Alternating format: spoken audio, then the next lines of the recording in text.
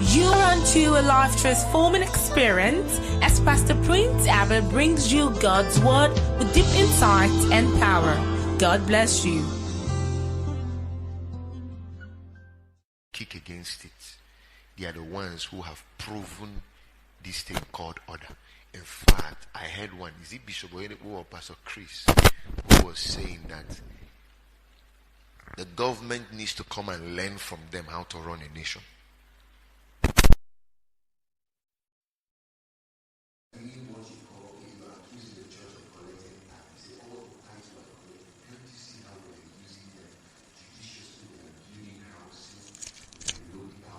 We are developing schools. We are doing that. We have people in thousands that we have employed and we are paying them salary. They said for the past how many years?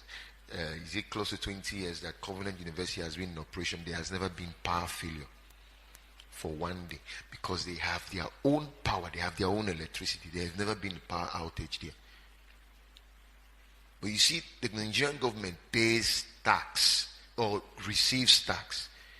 Citizens of this country pay tax. It's still not enough. They go as far as borrowing money. It's still not enough. They even go as far as extorting money. Yet we have dilapidated roads, we have poor health centers, we have all kinds of nonsense in the country. And then these people are coming to talk about regulating the church. You see, well, there are many churches that are full of charlatans. Many churches that are full of issues and full of, undisciplined and unethical people. So churches can't have dominion. The churches that will operate in dominion are churches that have people who are self-regulated, self-disciplined. Let me tell you, the best form of discipline is self-imposed discipline. It's not the one that anybody gives, the one you give yourself. I give you an example. I went to bed around between the hours of 1:30, 2 a.m. this morning.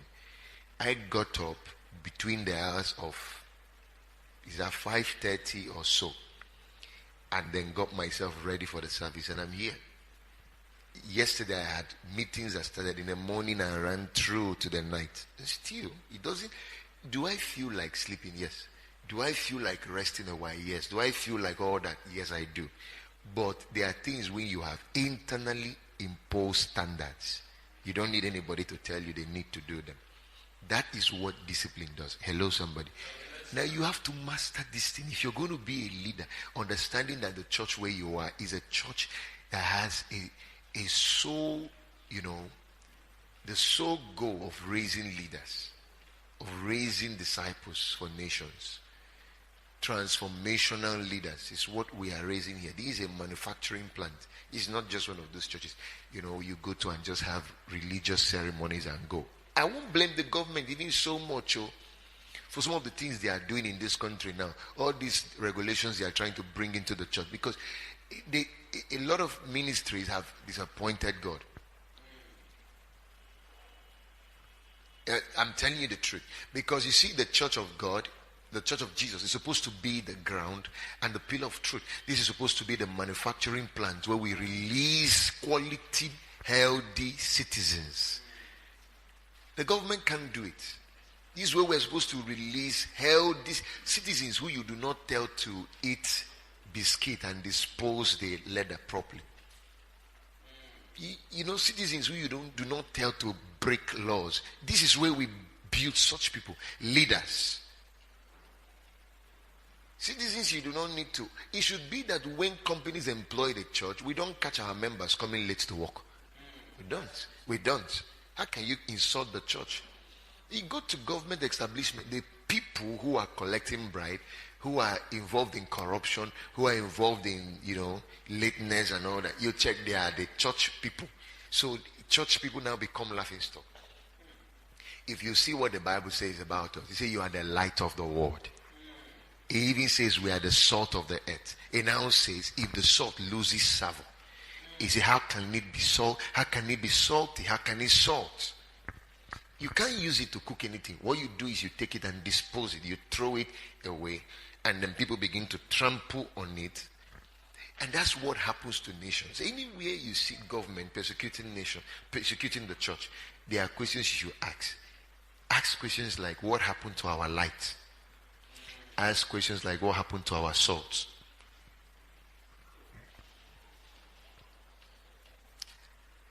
Okay, that on the area of discipline. And then relating it to the observations I made. You don't do that. The next time you come for service, as a leader, take responsibility to know what should be in place. You don't even do it on Sunday. You do it the day before service. You get all those things ready. Even if you don't set them on the table, you get them ready where you can reach out to them. If you have to take it to your house, no problem. But make sure you are not the one caught coming late.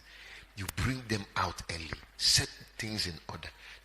It's not when prayer is going on, you should be running around to get water, get handkerchief. You are miles and thousands of miles and millions of miles away from you, from destiny. I'm telling you. Listen, anointing alone cannot make you. Knowledge alone cannot make you. For people who think it is no. It is what you do with what you know that counts. It's not just what you are knowing and knowing. Like the Bible, 2 Timothy chapter 3 says, that verse where it talks about ever learning, but never being able to come to the knowledge of the truth.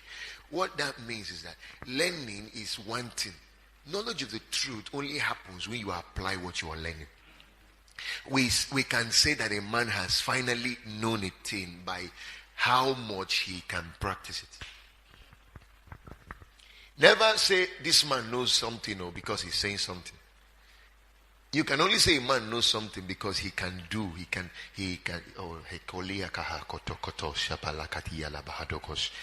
doesn't matter how many times a man,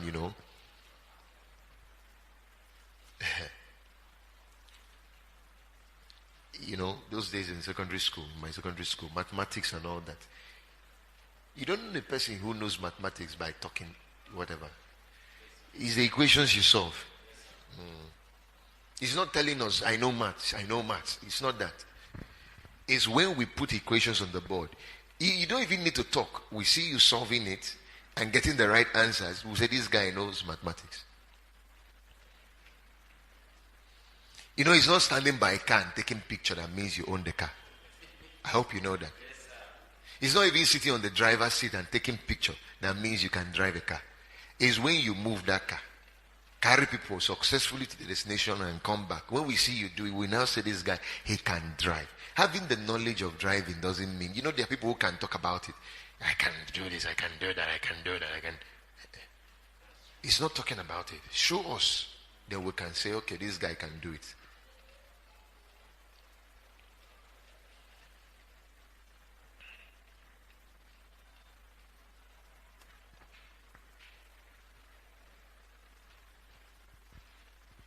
An efficient leader, an effective leader, shows more by action than by talk. The Bible says wisdom is justified by her children. You want to show me you're a leader? Don't tell me anything about your leadership. Just show me what your leadership is producing. Then I will know you're a leader.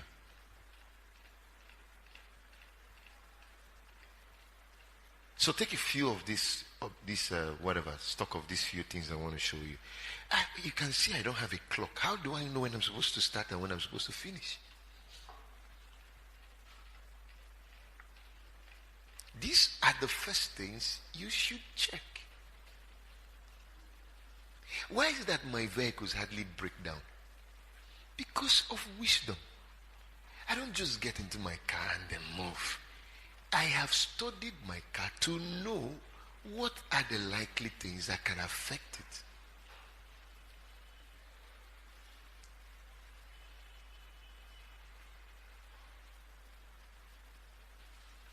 If it is shortage of water and the water dries up, it can burn my top gasket.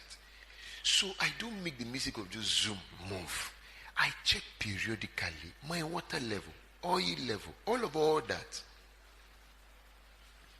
God can give you a great gift Lack of management can destroy it. Lack of management skills.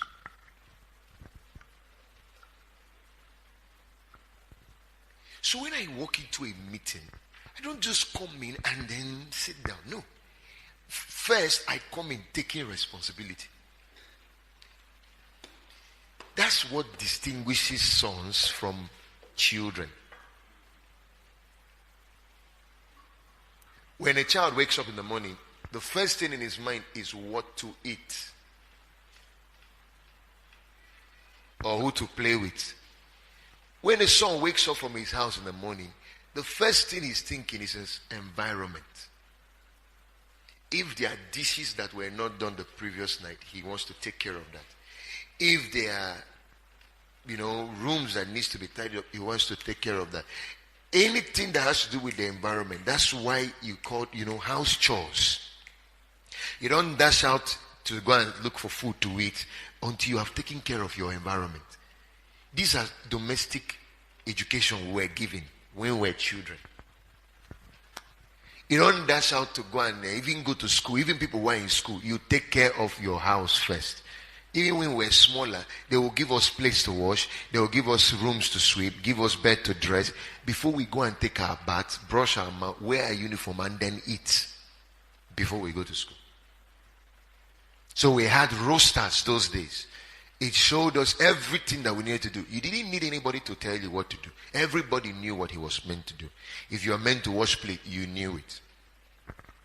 If I had got to a point, we had no singular plate on the sink of our kitchen dirty, because each time we are done eating, it became a law that you must wash your own plate.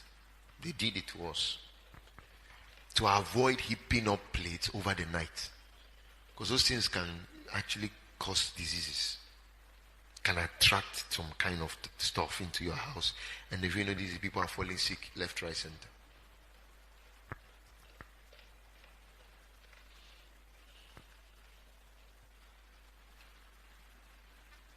That discipline to come into an environment and then realize that there are things that you need to put in place is one big criteria for leadership. If you don't pass that elementary skill, the elementary phase of leadership, you're going nowhere.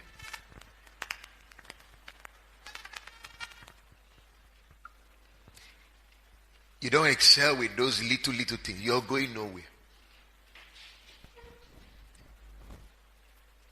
Little things that deals with these things I'm mentioning now. Okay, how will the man regulate himself now? He talks and talks and talks and talks. He doesn't know when the time is ticking. I'm supposed to have a clock behind me there. I'm supposed to have a clock on my table. I'm supposed to have a calendar on that table. I'm supposed to have white papers on that table. You were taught these things before now. You know these things, for crying out loud. Your refusal to do it, or that you forget about these things that you are taught, is where you have a problem. If you keep forgetting and keep forgetting, they tell you to, you keep forgetting, my friend, your journey is too far.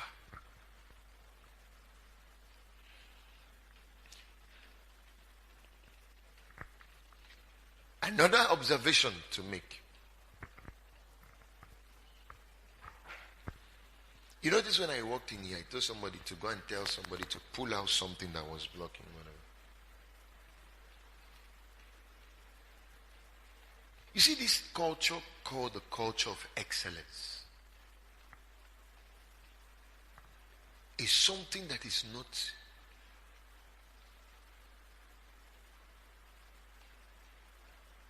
excellence. Is a kingdom culture. Let me say it again. If you walk into an environment, if you walk into a place and your mind is not tilting in the direction of excellence, something is wrong with you. Your mind is not tilting in the area. Do you know God is beautiful? That's why the Bible says in Isaiah, He giveth beauty for ashes. He's such a God who, you need to have revelation about Him. You'd be so amazed, extremely amazed, that the God you serve is a first world citizen. He doesn't tolerate debt. Excellence to the very foundation. That when people walk into the environment where you are doing church, they are wowed. See, excellence even starting with your own self, with how you dress, with how you appear. Excellence starting with your body. Most people usually say things like, once pastor, that's me, enters into the bathroom, it is difficult for him to come out. Within a space of 30 minutes, you have not gotten me out. I'm there 40 minutes, sometimes 1 hour. You ask, what is a man washing? Because I take it bit by bit, step by step, until I get to the very foundation.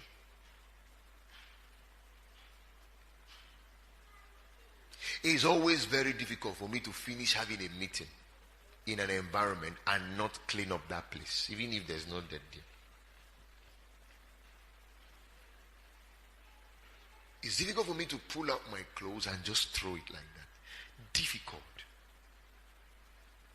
As I'm pulling it, that's how they are washing it. I don't know how to tolerate that. Difficult for me to lie down on the bed and get up without dressing it.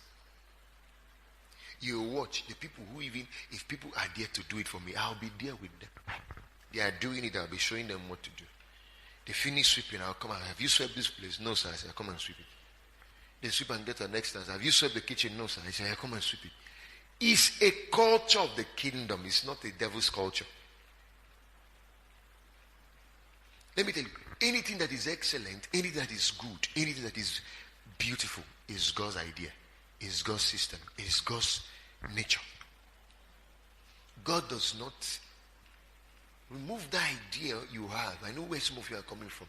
You're coming from, there's a setup, a system I know you're coming from. And then, it's hard to adjust to this new system.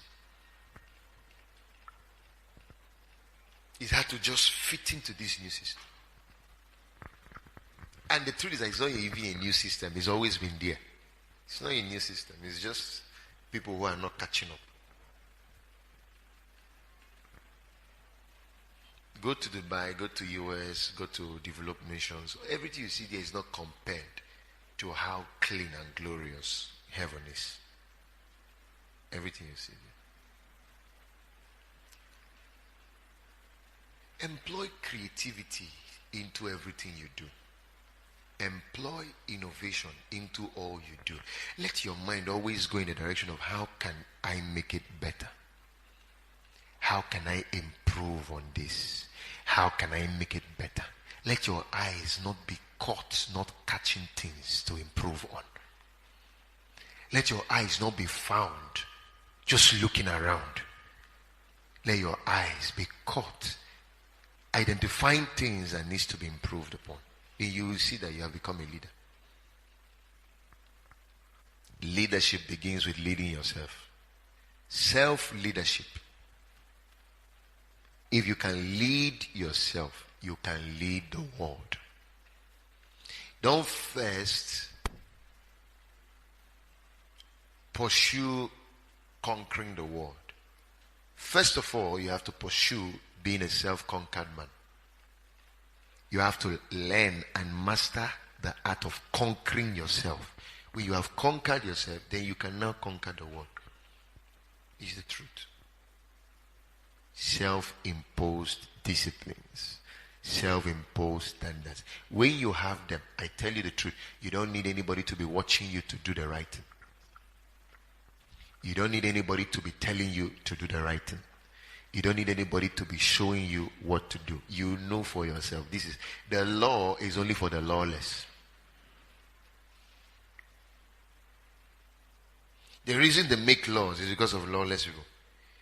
Imagine everybody has self-imposed law. You don't have need for law again. Anywhere you see people making laws, rules and regulations. If you come to this church late, we'll flog you. If you come for meetings, we will hit you. If you do this, we will suspend you. Anywhere you see too much of those kind of laws in operation, The reason is because people are lawless.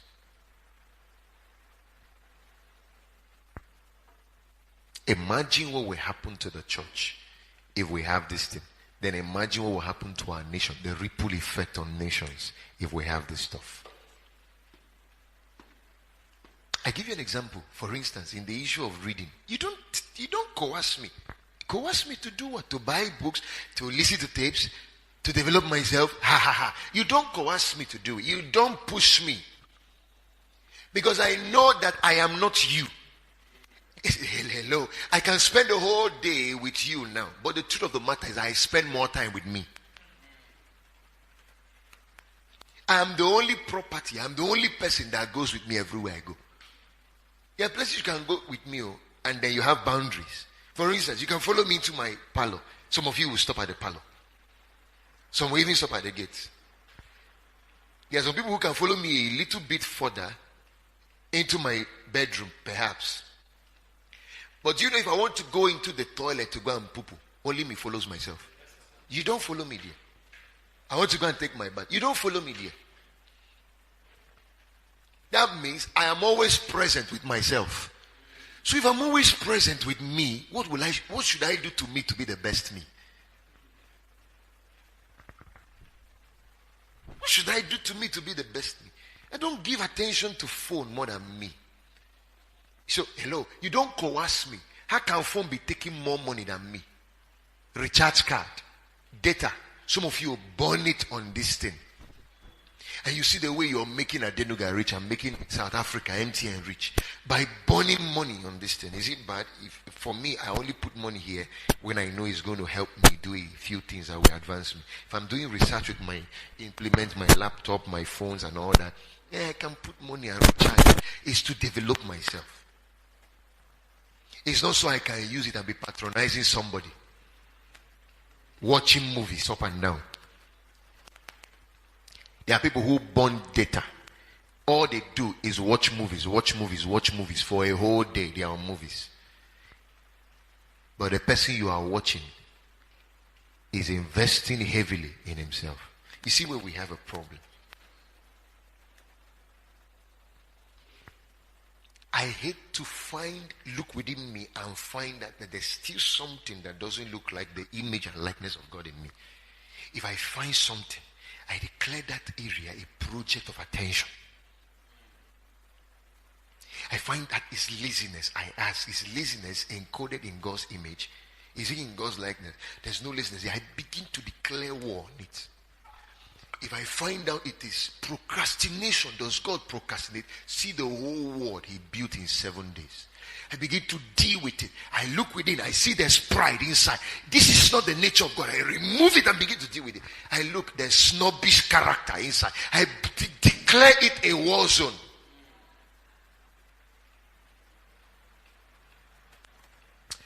There are two things I want to show you this morning. I wish I had the time. If I don't exhaust it, then I'm going to exhaust the second one in the evening. You'll dare not miss it.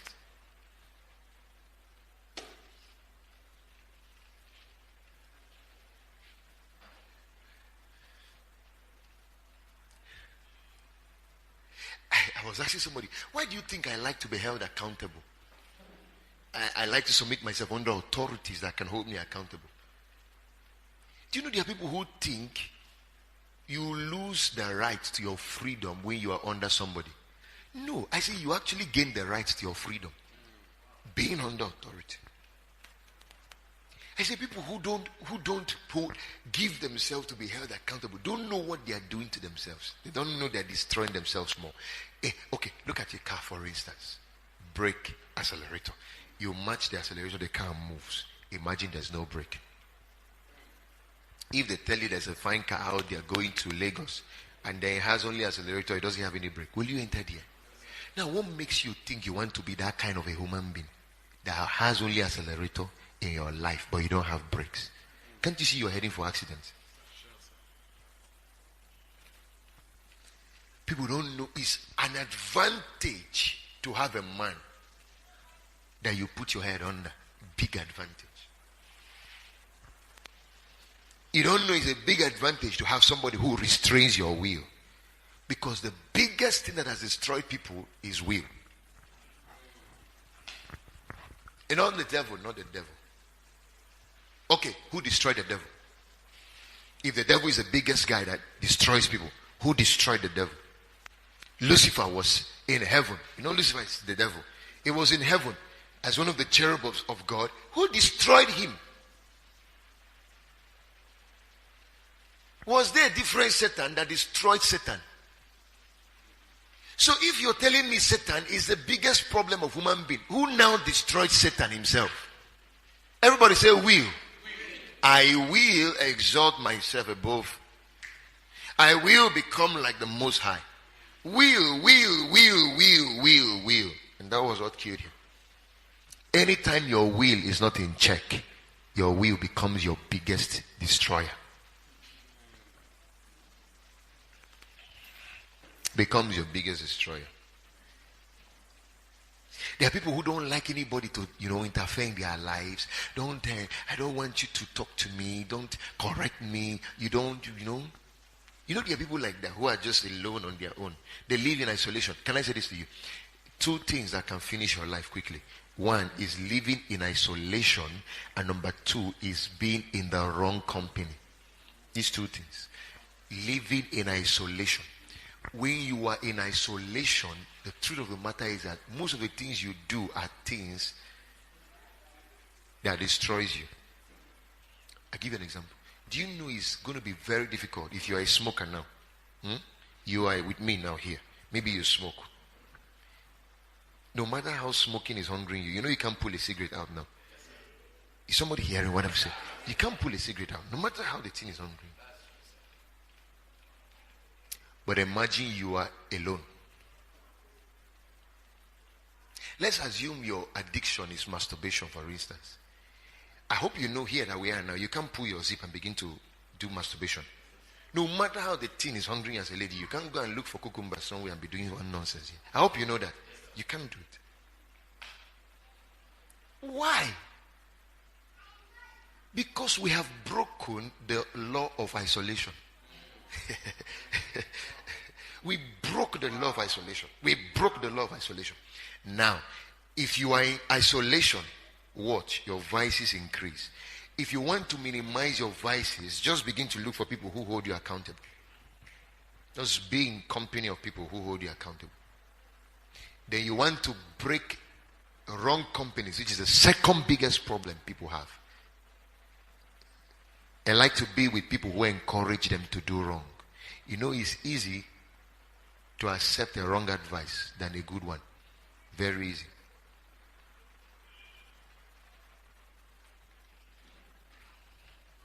I didn't plan the things I'm saying. This is not my message this morning. Your values will detect and determine how far you go. It's your values that will determine whether you succeed or whether you fail. Your values. A man who lacks values will actually end in the valleys of life. Yes, values, nothing again. Values. Actually, if you want to destroy a person quickly, just remove, most of this accountability stuff. Remove, let the person be doing what he likes to do. You've given the person permission to destroy himself. You want to marry, just take any guy you see on the road and marry. A man who loves you will talk to you. You want to, any decision you want, just make your decisions. There are people who think they know what is good for them. Such people do not realize that they are setting up a trap for themselves. Any guy who is handsome or drives a good car just stops on the road and starts speaking you Romeo and Juliet language. And then you feel this is good for me. You don't know what is good for you almost all the time. You don't know. That's why God puts people above you. That's why in life, everybody is not equal. There is a vertical and horizontal order of relationship. In life, there will always be people who will be at your level, horizontal. There will always be people who will be beneath you. That's the lower vertical. And there will always be people who are above you, upper vertical. When you join them together, you see it's the sign of the cross. And that's why Jesus came to die on the cross. What he did was to restore relationship on all sides. On all sides. First is that relationship with God the Father. The one up, the one up, the one up. That's the vertical. But even apart from the one that deals with the divine, you also have the one that deals with humans. There will be people who are above you. If you don't recognize and listen to them, you can die a shameful death. You'll be wondering what is going on with your life. What puts people above you sometimes is not their age. It's not their age. It's not their age. And sometimes it's not even that they gave birth to you. Okay, there are times you are at certain levels, you'll be at certain kind of authority. When you now shift into a new level of life, the authority shifts. For instance, a woman who is maybe a single lady living with her parents is under the authority of her father. That is in the domestic distance. Family now is what I'm talking about, not church. Family. Once you go and pay the bride price of the lady, and then you take the lady out of that house, you are married to her. She is no longer under the authority of her father. She is no longer. That vertical has been removed. She is now under the authority of the husband. So there's a teaching utterance here. There's something that is going to happen to you. If you open your spirit, you will live even this service with dimensions of truths.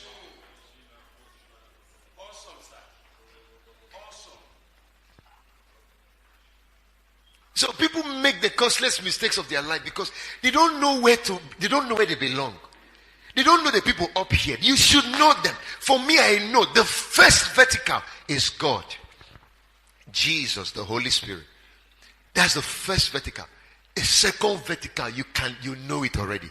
My Father in the Lord. As anybody can be talking to you, I'll be looking at you like this. I say, you know my authority. I know my authority. That's the one that if I am right, he says you are wrong. Yes, sir.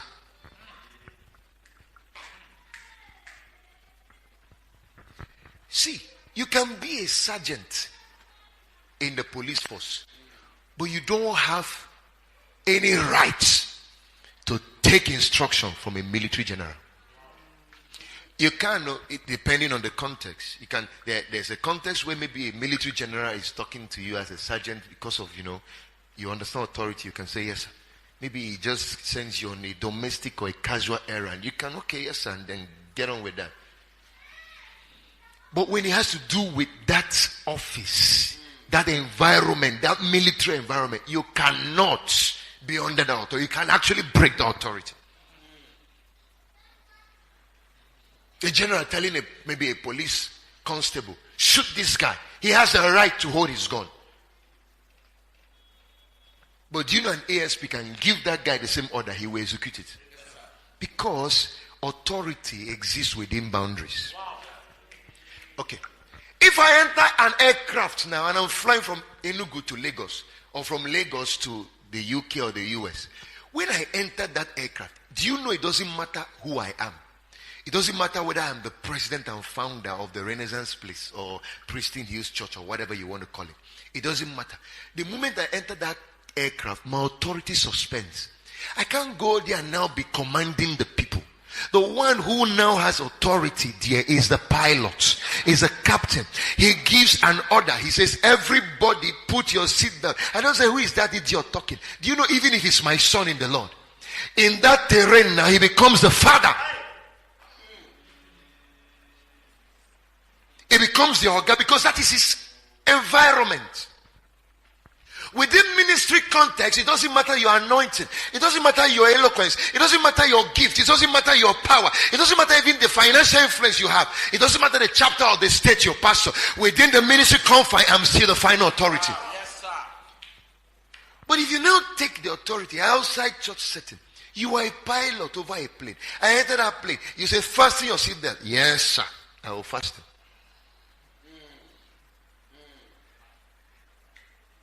No smoking in this aircraft. I said, leave that fool to be talking there. Who is he? Yes, sir. Oh, fasting. I would not smoke.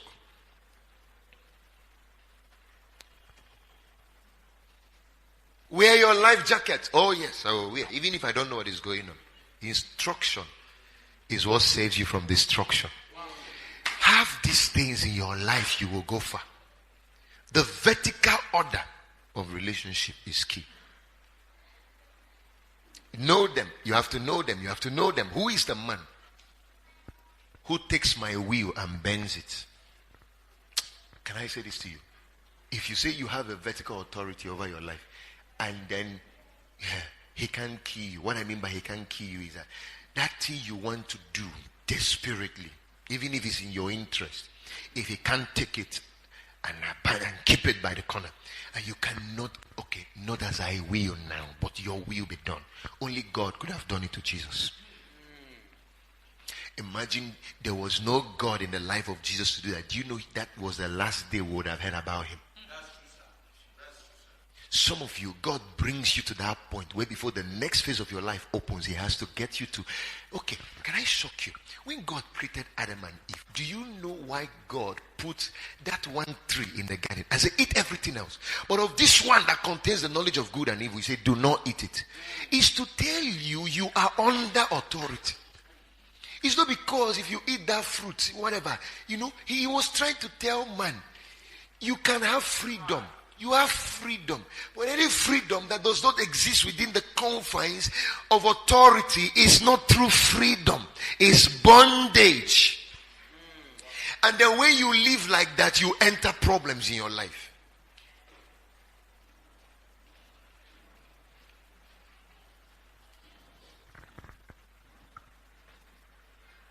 You enter real issues in your life. See, for instance, in society, you have freedom. I hope you know that. But the freedom comes with boundaries, laws. You have freedom. You have freedom to life. I hope you know that. Nobody has a right to come and steal your life. But guess what? If you steal the life of this guy, the law catches up with you. What they are telling you is that you don't have a right to enjoy this freedom. Because you are abusing the freedom.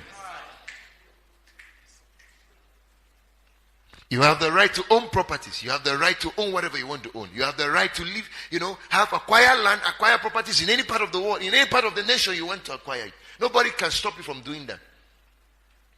But when you steal, you engage in criminality. The law enforcement agents have the right to collect you and put you in prison. What are they doing now? You are abusing freedom, so we now confine you. Do you know there are many people who are confined in destiny because they didn't understand this thing we're talking about? Authority. Authority. You have freedom to enjoy, but it's within the confine of authority.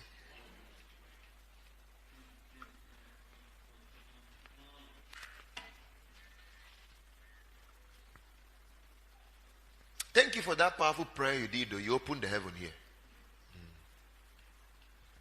Because you want to know how a meeting would end. Check how the meeting started. Sometimes it's not just the preparation of the man. It's not just that I spent all night reading and praying alone. It's whether the guy who is going to take the prayer also spend time praying. And then when he comes in, did that thing open? The guy who leads prayer in the service is the one that opens the heavens. Don't give it to anybody. It's not anybody who touches the mic to open prayer. Because the one who you give is called opening prayer. It's called what? Opening. It's not closing prayer. Don't come and be doing closing prayer at the beginning of the service. Because you close the heavens. The man of God will be struggling. The people can't receive the word. There will be no revelation everywhere. And the man took out time and planned, prepared, prayed. And then somebody just come, brings padlock. And you know that door is open now. Somebody opened it, but another person can come and close it now. I hope you know that. It's open though. One stupid woman can just go there and padlock the place again, and everybody's trapped. So after opening my heaven, another guy just come, use padlock, big one and chain, and just close everything. Say nothing will flow here today. I observe everything you do. I come and sit down. You're taking prayers. I'm watching you. I'm checking your scriptural lineups. I'm checking your interpretation of the scriptures. I'm checking your audacity. I'm checking your authority. I'm checking your, the authority of a believer you're exhuming. You have authority as a believer. And you should know how to exercise it. When you're taking prayer, let it be when people come around. See, if people are not praying, when you're leading prayer, you are not praying. You're the one who is not praying. The people are not the problem. It's the man here. If the man here understands this thing I'm talking about, he knows the laws and he operates them, the place will catch fire. You shouldn't be bugging people. Open your mouth and pray. Open your mouth. I can't hear you. Forget that stuff. Find the right scriptures. Give the right prayer point. The people will see they need to pray it.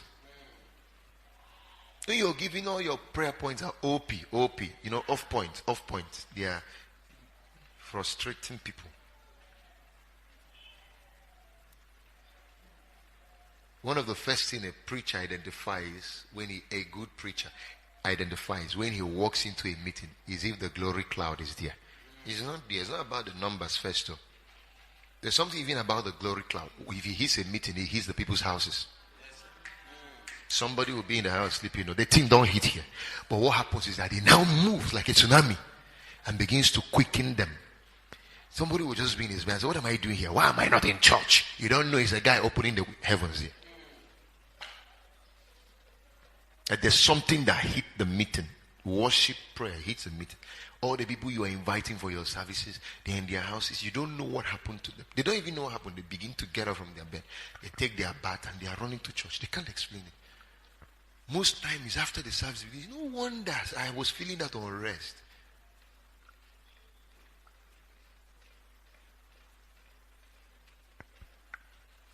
You see what I'm talking about development? That's what I'm telling you to train yourself. Train yourself. You don't leave any area. You don't leave loopholes in any area. Train yourself on prayers. Train yourself in the area of the word. Train yourself in the area of excellence, leadership. Train yourself in the area of being a person of influence. How to influence people. How to lead people. How to compel followership. Compelling followership is not forcing followership. Compelling followership is being able to influence people. It's like salt. It's the most hardly seen thing inside the soup. But when you put it there, it changes the whole taste. You can see the pepper, or you can see the tomatoes, you can see the vegetables, the oil, the water, all that. You hardly see the salt, but that is the food. That's what changes everything about the food. It's called influence. It's like putting yeast inside a dough. That's donut you just mix now. And you introduce yeast into it.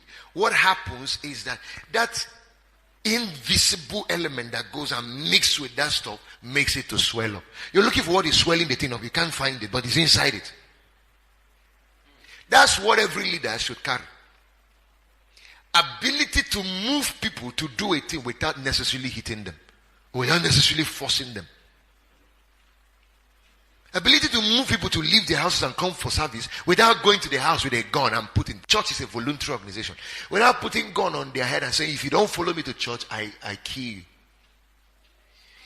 Because you threaten them, they may come to church, but did their hearts come?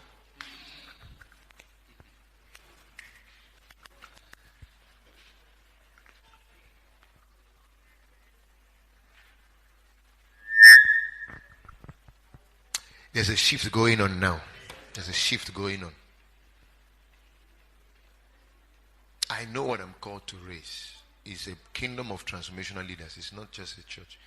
It's a kingdom of people who would take mountains, take nations, subdue territories. But I'm showing you the laws. I'm showing you the house. You can't be a reckless person and have dominion. You can't be a careless person and command influence. You can't be an anyhow person and then rule your world. You can't be breaking authority, breaking ranks, and expect to carry one.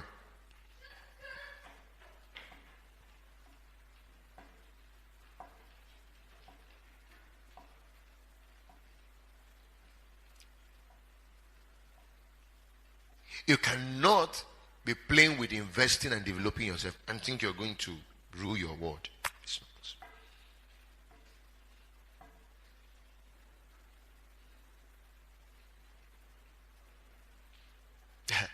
You need to see all the kinds of things I'm building now. It could only take developing myself.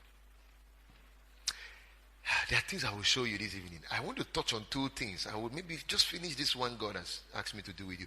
Then I will now get into the, Hello, sir. I hope this thing is recording. You need to get this and listen to it. For me, nobody tells me to go to stand and get tapes. So the service is finishing like this. I just go back. How much is that tape? Pastor just finished preaching. I want it raw, unedited. But you should ask me first anyway if you're a wise person there. Sir, should I give? He said he wants it. And I could say, okay, they did it first. There are things I want you to remove. But now, because I know I'm always recorded and all that, I'm always careful to not. So I make the work easier for the guys. Nobody tells me. I just go there. I know. Say it's me who wants to rule the world. I want to rule the nations.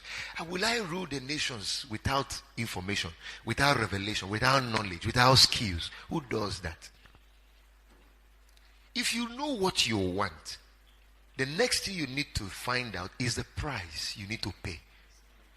People don't know the price they ought to pay because they have not even seen where they are going to. The fastest way to become a man who is self-regulated is to know your future. Fastest way. I'm telling you, the day you know your purpose, the day you know you are an Esther, the day you know you are not just a normal girl, you're not just a normal lady, you're not just a normal woman, nobody will tell you the price to pay to get what you want. You want to buy a Range Rover Sport, for instance. You see the car, you like it. I think the next thing you go and be checking is how much it costs. I think that's the first thing. Some people who go to, price things are not going to buy. Some of them are going to price so they will know the cost and they begin to make plans for it. I hope you know that. So you call it window shopping. For someone like me, maybe I want a new cruise. Well, I like this car. Wow. Powerful. I like this Rolls Royce or whatever. First thing I do is I go on the internet. I go and check versions of Rolls Royce or versions of G-Wagon or whatever car. Versions of Range Rover. If it's 2021 I want, I go and check. It's not just checking the interior, checking the functionalities and all that is my pursuit. I will check all that. But more than that, I go and check what is the cost. I check it in dollars, I check it in naira. And I start checking, where can I get it? I do comparative research. Which one is cheaper? What is the margin between here and there? Blah, blah, blah. Because that's the key. That's the key. If you see the quality of destiny sitting on your neck, most of you don't know. That's where you play around. That's where you can just walk around with anybody. That's where you can wake up anytime you want to wake up. That's where you don't have a self-imposed standard in your life. That's where you don't take out the pain to discipline yourself, to build yourself, to work on yourself. That's where you see books and just pass. That's where you see tapes and just pass. I went for a meeting somewhere in Enugu the other day. The bishop who came from Abuja and preached. My friend. My own friend. I could have said, he's my friend. I'm a writer. He's a writer. Don't I have books on the stand there? I do. But I see a man who has written in areas I may have not written. Even if I've written in those areas, his dimensions and perspective can be different from my own. So I want to see if I can get additional things. What do? I pay for all the books, over 25 books at a go. And then buy all the CDs at a go. That's the first thing I told him. Even before, the moment we were reaching his hotel, because after he finished preaching, I was sitting with him. After he finished preaching, we got into the vehicle and then we took off to his hotel, big hotel, And the first thing I did, the moment I landed out of my car, was I told him, I said, I need all those books you are advertising there. I want them now. Put it in my hand. I'm not a fool. I know the value of wisdom. How can I come to talk to you this morning and I'm talking trash? Why would somebody leave his house to come here and go back and feel he wasted his time? I should have substance. And when I talk to people know, oh God, I was blessed in that service. What that man is saying is not normal. I want to be the kind of speaker, when I finish speaking, you don't want to hear another person. You don't want to hear another person. Because you have heard it all. Or you hear another person on the same subject, you begin to wonder, where was this wine? How did you bring out the old wine and now we are all drunk and this is when you're bringing the best wine? I was somewhere and I came in actually at the time they were closing that meeting. So I had the opportunity of getting the mic and speaking. And coincidentally, as I was speaking on the same subject the pastor finished preaching about, I didn't know. If I knew, I would have avoided it. Because what happened is I took the thing into the same subject, the same topic, and then even the same text. He was with me in that meeting. The moment I was done dealing with the stuff, I didn't know. The church was screaming. People were videoing me with their phones and all that. It was when I finished, they told me, said, you don't know what you did. He said, the reason people were responding that way was because it's the same thing the pastor finished preaching. They didn't understand it. He said, everybody was just looking. They were confused, some were sleeping. He said, you took that thing and you dismantled things out of it. He said, So I say, hey, I've caused problem. Because there's nothing as problematic as that. When people now go home and they say, it's like this guy is more anointed than our pastor. It's a very bad place to be. I don't like that. You know, I'm confident to bring guest speakers. Most of my friends, guest ministers to come and speak to you. Because when they finish speaking, you know the one who... It doesn't make... I don't have insecurity. I'm insecure though. Before this person come and collect the hearts. Collect which hearts? Collect which hearts? Tell your neighbor, build yourself. You didn't say it like you understand it. Tell him, build yourself. You have a destiny. Then pay the price for it. Don't run around. It's for your benefit. Anytime you see a weakness, you see a challenge, you see you're not measuring up somewhere, declare that place a project.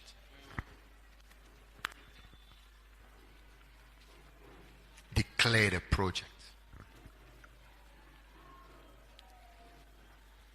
Declare a project. No one succeeds by mistake. No one excels accidentally. Success is deliberate. Success is intentional. Okay, now let me leave that one now. We believe you've been transformed by the wonders of God's Word. For additional information about us, you can visit our website at www.princetonhills.org. You can also send us a mail at info@princetonhills.org or call 070-331-66762 or 081-31-555-747. Princeton Hills Ministries, raising global leaders.